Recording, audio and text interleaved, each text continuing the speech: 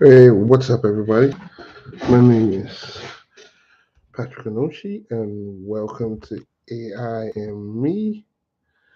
And this is, I believe, the second live of this week. And I just decided to come in and talk about some few stuff and chat a little bit. Again, hold on, hold on for a few seconds. Let me go a little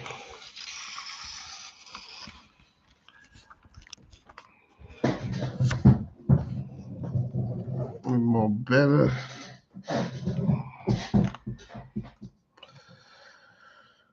Okay, this is me live. So,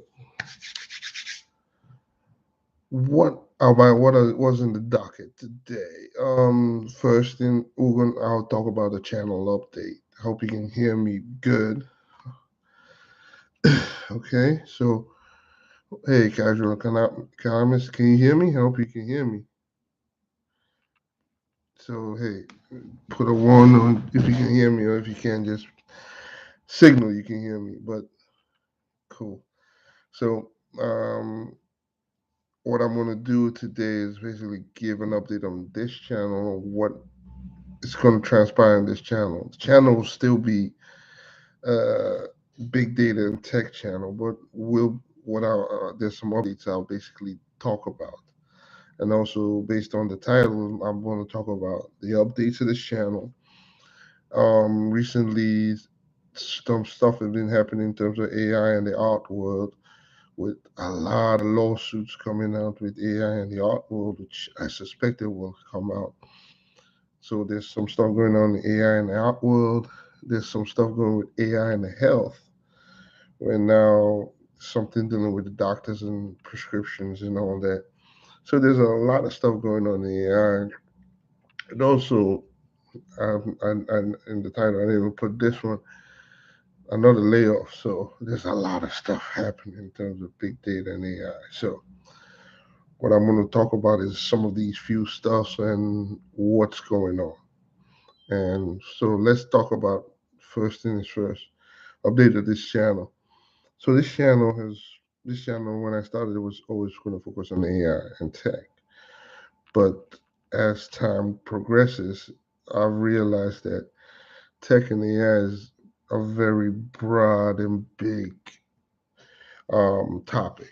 And what I'm trying to focus is now not on tech and AI, but big data itself, and how big data is affecting everybody's day-to-day life in terms of in anything from economics to social issues.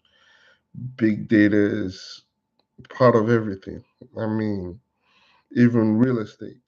Um, that's some of the stuff I'll probably focus on, like big data and real estate. How not only companies and everything are utilizing big data to make big money in real estate, from knowing how basically they use big data to predict local markets in the next 2 to 3 years, how they use big data to show you a prediction on in the next 3 to 4 years how a whole sector is going to look, because everybody, most of the time, real estate gurus tell you, hey, the market is falling here, and they tell you the market is basically more local, but they never tell you what do they use to make those predictions.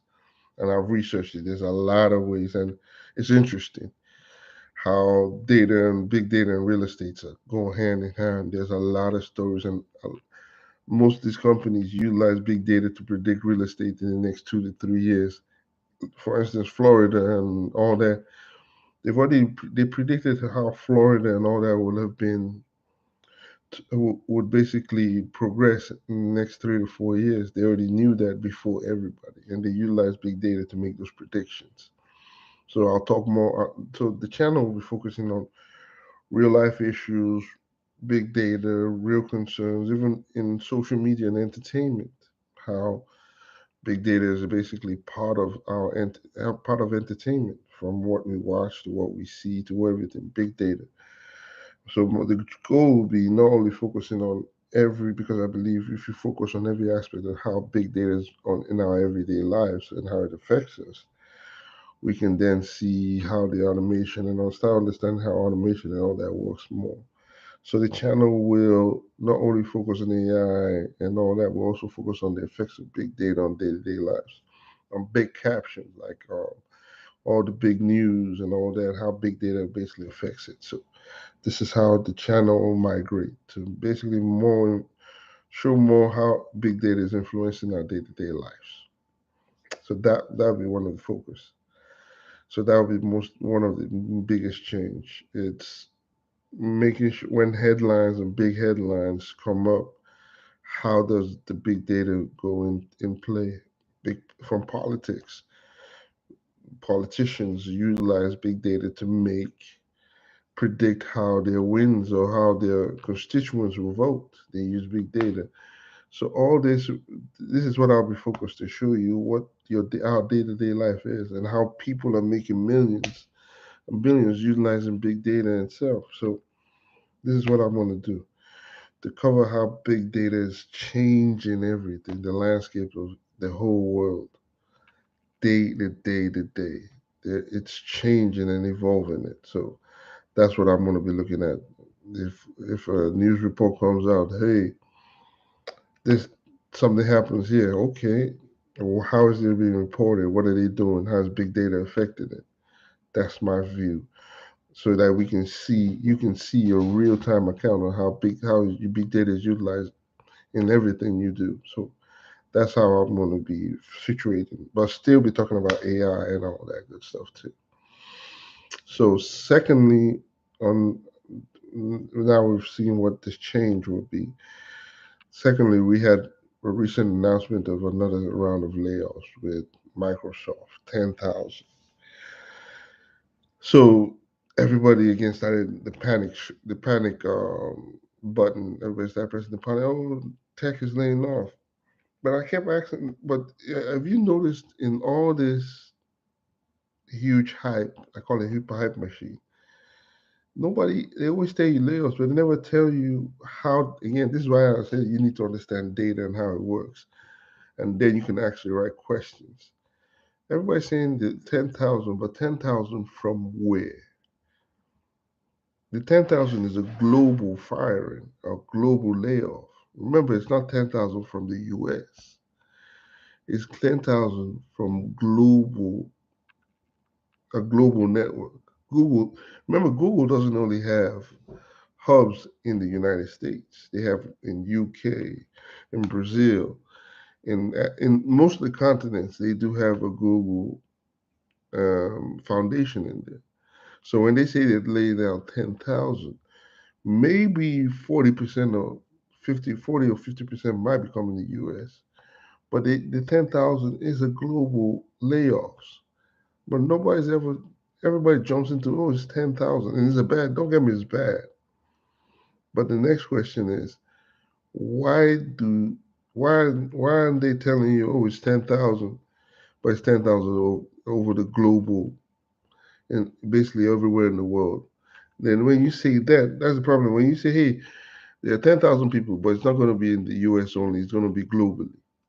Then everybody that's saying, so 10,000 in the whole world is going to be laid off. Then you kind of like saying, okay, this is minute. And they even said it's 3% of the company.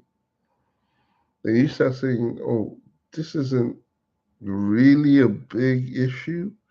And when you say 10,000 globally, meaning administrative staffs can be fired globally too, and that's a bad thing. Don't get me wrong, administrative staff is still needed.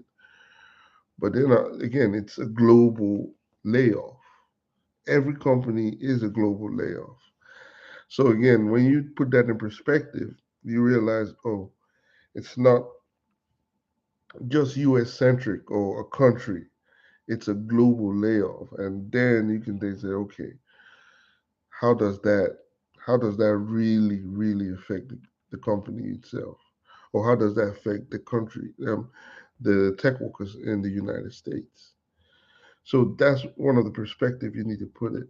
All these layoffs are not country centric or It's not a one continent. It's a global layoff. So again, it's a bad layoffs are bad stuff. It's not, but it's not just one country. And if you and I've also noticed they don't give you the details. Like, okay, we are laying off 10,000 people. We're laying off this amount of people from the tech sector, from the data side, from the software side. They just tell you 10,000 people, but you start asking questions. You try to start digging in depth. You kind of hit a brick wall. So again, it's 10,000, but it's 10,000 globally, and you can't see go in depth in terms of how are those 10,000 divided in what sector in what way. Because if they tell you, hey, the 10,000 people being fired, 5,000 people is fired from HR, 2,000 people is fired from this sector. Maybe it's a redundant sector that they're not utilizing right now. Then you start saying, okay, the other sectors, are they trying to push? Then they take the revenues from people they fired, they put it in trying to hire more talent or what? So there are questions you need to ask before you start jumping into the train of, oh, they're firing everybody. They're not really firing everybody. It's a global firing, and in terms of percentage, it's not that critical. So again, let's not jump the gun and say, hey, it's the mass layoff. It's a global global firing. It's not country centric, and you can never see details on how the whole place how the firing affects different sectors of the company itself. So again, don't jump the gun. It's an overhyped system. The the news is crafted in such a way you think, oh, it's the firing is U.S. centric, and then it's being hyped and pushed by everybody's social media. And you think, oh, 10,000 are just coming from certain facilities in the United States, but no, it's a global layoff. So again, let's not just throw the hype in. It's overhyped. So again, even when they started firing, I started looking. Okay, look at Indeed. How many jobs are available? And there are a lot of jobs. Again, I keep saying they paint the negative side, but never.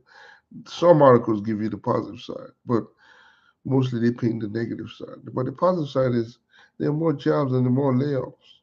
Those individuals who get layoffs get jobs quick and easy. There are many openings that they can't fill. Machine learning, data jobs, a lot of data jobs they can't fill. They can't find candidates to fill those jobs. They have to even import people from other countries to fill these data jobs in the United States because they can't find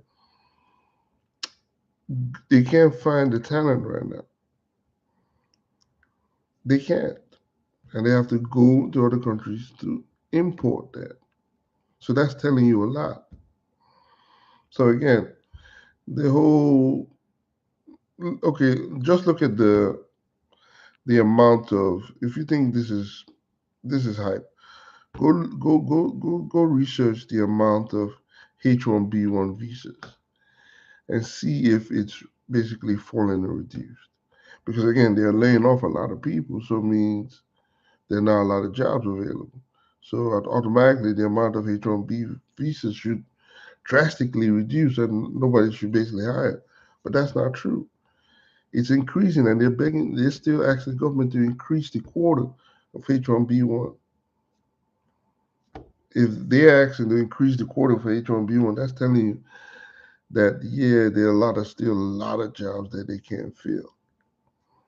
So there's there's a lot of data that shows that this tech firing or these tech layoffs is overhyped. So let's not just go there and go about and help feed that frenzy of oh it's layoffs and all. Nah, there are a lot of jobs that pay a lot of money. So again, that those are just hype. And another aspect is the AI and art. recent coming to light. They came in a lawsuit about AI, about basically a couple of artists are going suing ChatGPT on how they're using recreating art. They're suing ChatGPT for recreating art. And I always told you that's the thing about high product. I've looked in more in depth into ChatGPT. You know, ChatGPT is not connected to the internet. ChatGPT is not connected to the internet.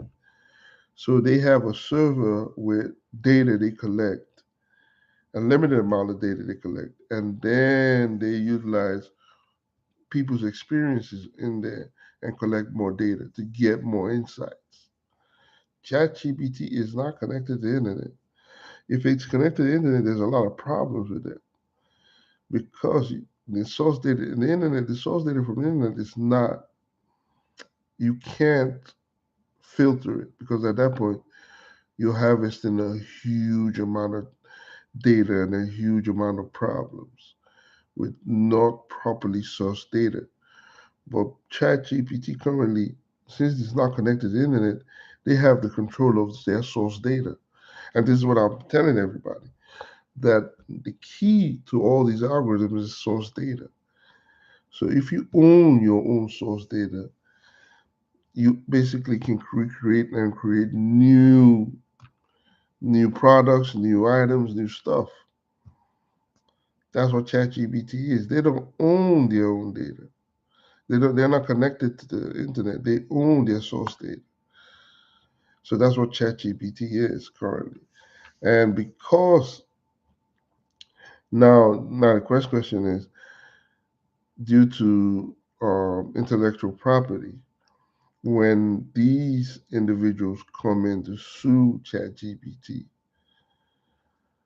ChatGPT can claim intellectual property, and they can say we cannot reveal our source data because it's intellectual property. How is the artist going to be able to sue and say, hey, this art is basically a recreation from other arts, but you don't have access to the source data because it's part of intellectual property?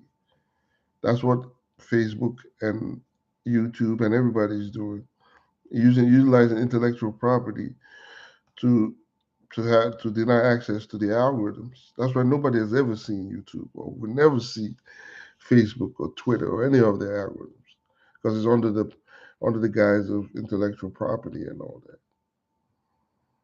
So that's what ChatGPT is. It's gonna be, this is my source data. We're not connected to the internet. We're not connected to a public domain system. This is our private source data. So it's, since it's private and since it's all we own it, it's our intellectual property. You do not have access to it. And this is the game everybody's playing now. If you notice now the game is own data. YouTube, Facebook, Meta, Twitter, Amazon. The game is the game right now is how to harness everybody's data to make decisions. Your data is as valuable as diamonds and gold, even more, because it can tell a story about your life and everybody's life involved in it. Do you think Amazon, the amount of data Amazon has harvested just by the amount of shopping everybody does on it, do you know how valuable that is? They're able to predict your wants and needs. Again, your data, they use your data to make predictive algorithms to predict your wants and needs. They predict when you might want your next, when you're going to vacation. They can predict when again they predict everything, when you need something or when you have an ailment. They can predict everything because of based on your buying patterns. They know, hey, the summertime is coming. From past data, we've seen that, oh, they're gonna need a lot of sunscreen. They're gonna need a lot of that. We need to basically stack up on this, and they can predict it based on region. They say, hey, and then set the prices. People who are close to the beach, who need this.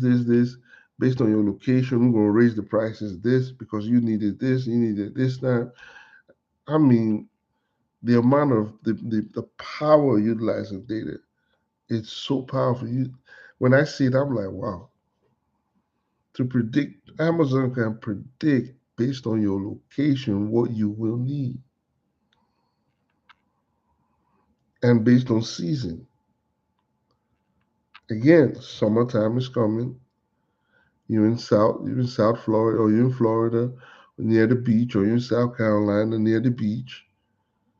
You're gonna need sunscreen. You're gonna need, and you have kids. Based on the pattern last time, you bought some bathing suits for kids, some toys for kids, and you bought a toddler, or maybe a 1 year old, couple of 1 year old toys. So since you bought 1 year old toys, the next year you're gonna be pushing two. You're gonna need a 2 year old toy, and you're gonna need some new bathing suits. So what do you think I'm gonna advertise to you when the summer's coming? What do you think is gonna be on your feed, your emails, your this, your TV, Siri, and everybody? What do you think I'm gonna be pushing to you based on the data? I'm gonna push. Oh, she bought 1 year old kid swimsuit. This year, a kid's gonna be two, so we're gonna push 2 year old swimsuits. We're gonna push 2 year old toys. We're gonna push more and more and put those ads in front of you. That's the power of data. To understand your patterns and then utilize your patterns to make money. That's big data in a nutshell. That's what every company is using. They know this. ChatGPT is no different. Every time you utilize ChatGPT, it's learning from your patterns. What this individual, what this individual is always asking for. So what's he asking for? What is he needing? What is he or she needs? If she needs this, automatically, I think next year she's gonna need the same thing. If you're on Amazon 3 years, do you think they don't understand your buying patterns? 3 years of a lot of data collection. They understand your buying patterns. They don't understand everything, and they push it to you. Every company knows this. Uber knows this. Uber knows your buying patterns. They say, okay, he or she likes staying around this radius. He or she likes staying restaurants. Then they push ads for restaurants, put ads for different stuff.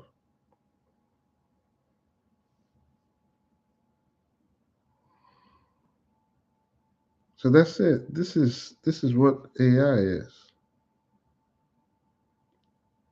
and again the lawsuits with ChatGPT and the artists. It's going to be they will have good lawyers that will defend them. Since you have no evidence, how are you going to bring a lawsuit? What's the evidence that shows that this art is basically ripped off from other artists? Since you don't have access to the source data, all that stuff you're talking now is speculation. You're speculating it comes from this art or this art, and ChatGPT took it from this and this. You're speculating. You don't have true evidence. That's what. That's why AI and ChatGPT. Again, the law. I started reading the law and looking at the law and seeing in terms of AI, and I think every company they have lawyers right now that are basically scouring. There are no laws right now, but they're scouring, taking 50 steps ahead to know what these laws are going to be like and how to navigate them. AI and ChatGPT, OpenMind, I think OpenMind or OpenAI, they're going to basically partner with Microsoft, and Microsoft is going to lend them their lawyers. They, man, it's the whole AI lawsuit in terms of art is it's a frivolous lawsuit because they don't have a leg to stand on. And that's what AI and AI in the art world is it's nothing but a frivolous lawsuit that will not stand. And that's the end of it. It's not gonna stand. They don't have access to source data. They don't have access to intellectual property. They don't have access to it. So it's a frivolous lawsuit that will end. Now the AI and the health system, they've deployed an AI that basically looks at doctors' prescriptions and then with their handwriting, because most complaints are doctors' handwritings are illegible, they can't actually understand it. So they deployed an AI that can look at their handwriting and prescription and then translate it into something that can be illegible that everybody can see. So when they scribble out a lot of stuff, what they do is okay, this is how it works. When the doctors scribble out prescriptions, like so they gather all the scribbles he's been scribbling for the past maybe 6, 7 months for different patients, and then feed it to the AI to teach it what each of those scribbles mean. So if he's scribbling prescription for penicillin, and he keeps scribbling, the the AI picks up those patterns on how the L and all that looks like for penicillin when each the doctor scribbles it and says, okay, this is how he spells LL, or this is how he spells penicillin. And then he says, okay, anytime the doctor has this certain patterns, this is penicillin. It's taking past data from what he scribbles, all this data, and then it learns from all those scribbles. Takes like 1,000 or 2,000 or 5,000 scribbles from how the doctor the prescription, and then learns from it and says, okay, this is how the doctor writes penicillin. When I see the patterns like this, his penicillin. This is what AI is. And AI, again, this is not only the one in health. This is AI has always been in healthcare. It's been in your X-ray, and I keep saying it. They have AIs that pinpoint anomalies in X-rays better than a human eye. Cancerous cells, the anomalies in the human cell or in the human organ, and AI picks it 10 times better than the human eye. So imagine a cancerous cell that has not fully metastasized or even fully formed, or it's just forming into the lungs, and AI picks it before it even gets into somewhere the human eye can pick up and picks it up and then relates it to the hey, you need to check this. I think this is a problem, or there's a scar in here, or looks into your brain scan and an MRI and says, hey, this might be a rupture in all this or this. Picks it up before a human eye. This is the area of AI in healthcare, deciphering prescriptions from doctors, looking into X-rays and all that. This is AI itself at its finest, and it's getting better and advancing. But the goal is, as it advances, we need to keep up with this. We need to keep up with our knowledge of AI. We do not want to become the slave to the technology that is being created. We want to master it and understand how it works.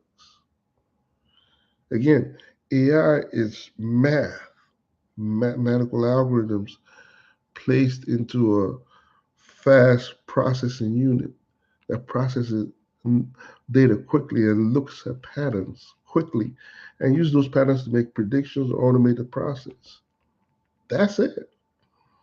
A mathematical algorithm that takes raw data and looks at it and utilizes that raw data to make decisions, either to automate a process or make a prediction of a process.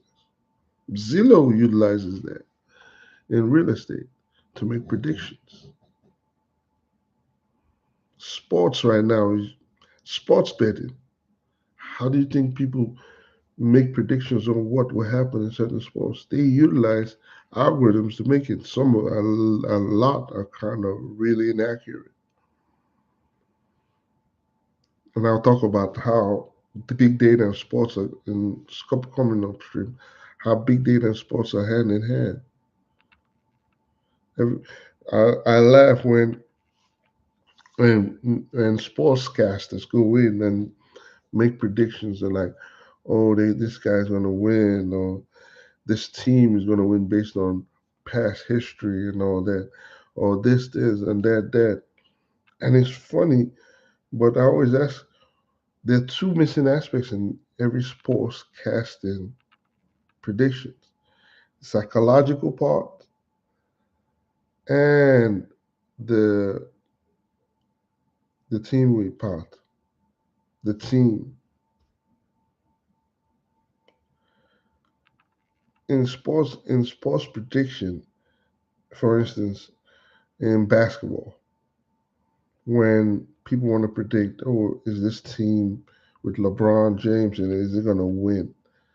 How do you? The question is, you can predict you can predict everything from his physical attributes, how good he is on how he dribbles, or how fast he is, or his jump, or his layout, or his how he basically makes free throws and all that. You can do all that prediction because you have past data on how he throws the ball, his speed, and all that. You have all that data.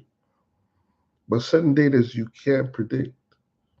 Like, how is he working with his teammates in synchronicity with his teammates? How good how good are they working in together to basically make that game?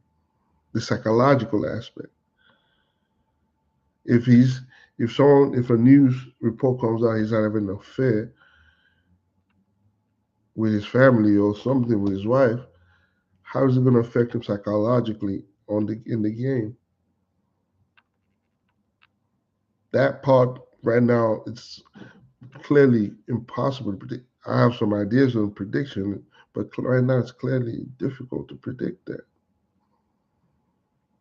And if you can do all that, that's big money to be able to predict an outcome in a sports to the 90th percentile. They say I believe by 99.9% that this team will win based on this variables and this model. It's it's a huge it's a huge industry now. For instance, in boxing, if you can predict which individual will dominate in a boxing match or in a cage match or in a Taibo or what I don't know what this in any kind of match, one-on-one combat match. If you can predict the outcome of it, do you know how profitable it is? But the problem, the difficulty is the human element in it. What did he eat something or do anything? If two individuals are fighting, for instance, let's say Muhammad Ali and Mike Tyson were going to fight today. Can we predict the outcome of that match? I don't know. And if they were both at their primes, can we predict the outcome of that match? We can bring out all their stats, their speed, their endurance, their punches, the strength of their punches. You can do all that math. But the next aspect is the psychological part. Muhammad Ali was a psychological boxer. Mike Tyson was brute force, one straight on straight. But what happens outside the arena? Muhammad Ali knew how to psychologically break you down outside the arena. But how can big data utilize that to say what would happen? And that's what's going on in the world of sports, utilizing big data to make accurate predictions. And that will transmit into sports betting. And that's what's going on. Big data is everywhere in sports, in education. In education is everywhere. They use big data to predict certain schools, how certain schools will fare, or how certain schools will be. They're using to predict demographics based on, oh, this school is populated with a lot of minority this, or this is they use it in affluent. Okay, this school district, they're pumping more money in this. What is the outcome of this or this district? They education, they use big data to make decisions in more ways than others. But yeah, nobody's asking that question. They use big data to drive. Okay, this individuals will go to this school based on his district or that district or this district. Who decides that? How is that data basically utilized? How is that data itself, people being divided in district? How does that? Where's that data in there? Where success rate is coming out? What predictions are they using to say, hey, if all this is divided in this district and all that, what is going to be the success rate for each of those students? Are we asking that question? Where is that data doing? What are you doing in that data? It's used everywhere. Big data is used in banking, education, trucking. There's no, in this current age, and big data is used to make decisions about every aspect. Automation is part of big data. Automation is big data.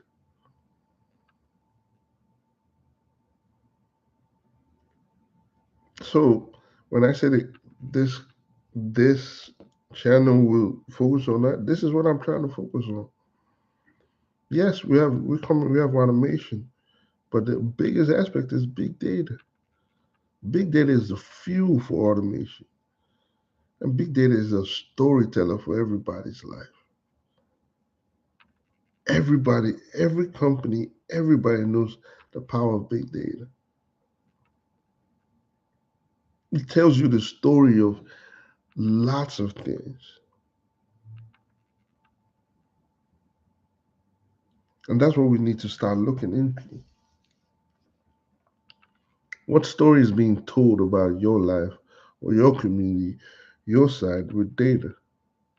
What stories are they being told from banks, from Amazon, from Uber,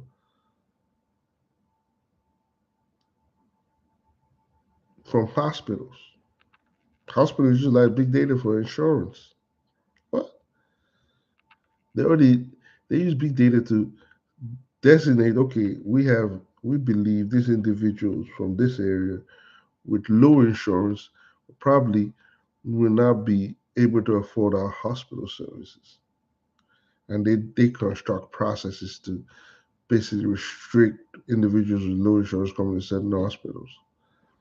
They understand the power of data. Hospitals utilize big data well for insurance purposes. Big data is right now, when they say big data is worth more than oil, big data is way, way more than oil. More than diamonds. Big data can tell you a lot.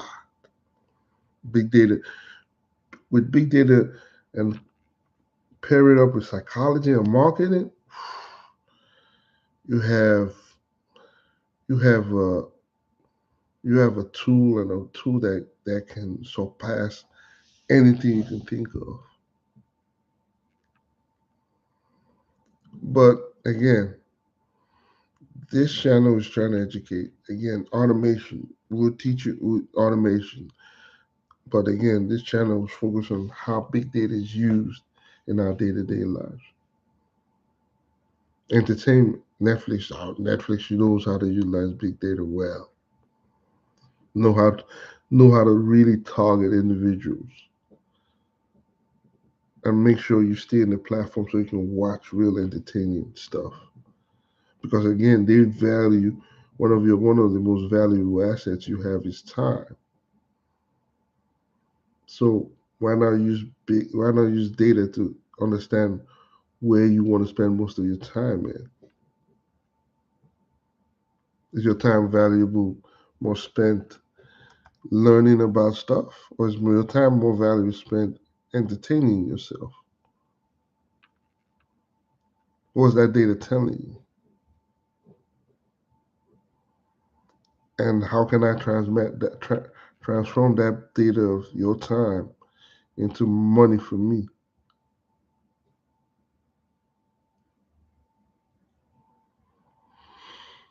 So again, I just came here to talk about certain things, certain aspects, and as I continue with these lives, I'll start focusing on certain aspects of it. Maybe next week I'll look into big data and real estate because I already have how Zillow, how everybody makes predictions 2, 3, 4 years ahead of time, and how you can use that same format in your local market if you're looking into going to real estate or you're looking to go into buying a house. Again, this won't be a financial advice. This will be a mathematical, not mathematical, but this will be showing you and giving you insights what you can look up and say, oh, this is what they're looking up to make decisions, to make money. And I'm here looking at gurus that are not going to tell you what really are they looking into. Every real estate guru I know will tell you, oh, I'm looking at CNBC and the market says it's down 5% or rentals are falling by 2%. Okay. But then they give you a caveat. Yeah, it's falling by 2%, but every local market is different. So what are you telling me? Is it falling by 2% or my local market is different? Nobody's ever going to give you a direct answer.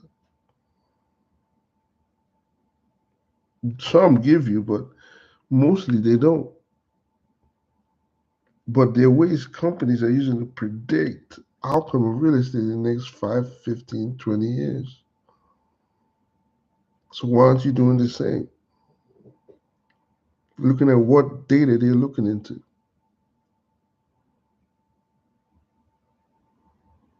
When someone comes and tell you this is how the market is going to be in Texas, and this is how and you look and said, I'm looking at something different, and I'm seeing again market segmented for multifamilies, for condos, for this, and variables they control or that this is going to rise in the next 2, 3 years, or this I need to invest in this, I need to invest in that.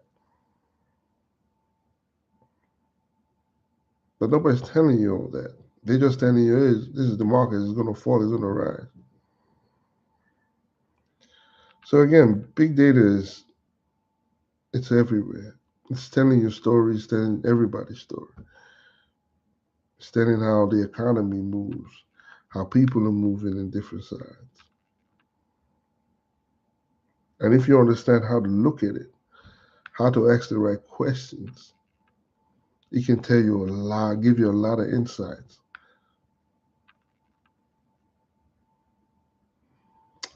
So again, we're in 40 minutes into this, and I just wanted to come in and just say, hey, I said I'm gonna be doing weekend.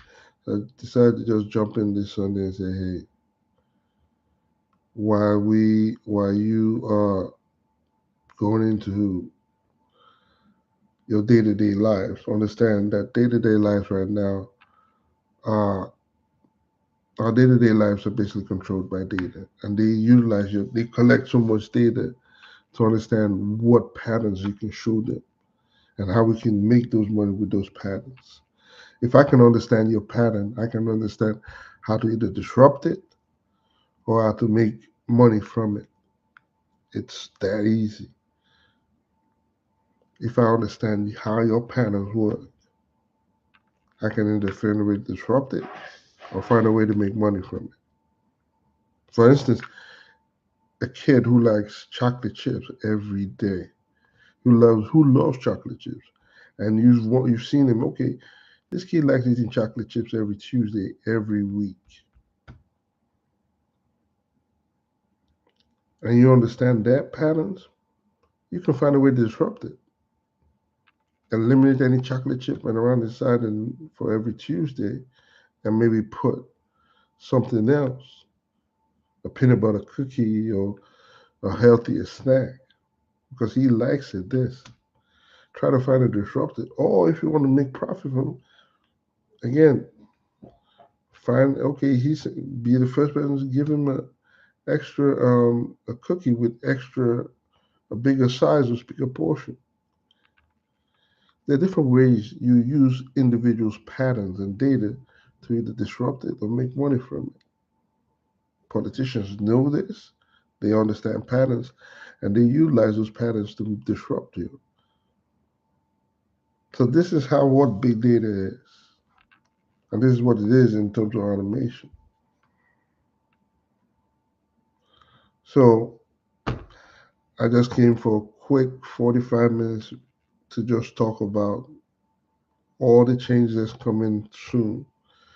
Um, I'm going to probably be on Black Heights channel Friday to talk about AI, Chat GPT, automation, data careers. Also, I'll start looking into data careers too, understanding what careers you people will need to start going into, like data analytics, machine learning, data engineering, data science, again, visualization engineer right now is a thing. So all these careers, I'm going to start talking about them and talking about the career paths in them. So thank you for coming to this channel. And if you're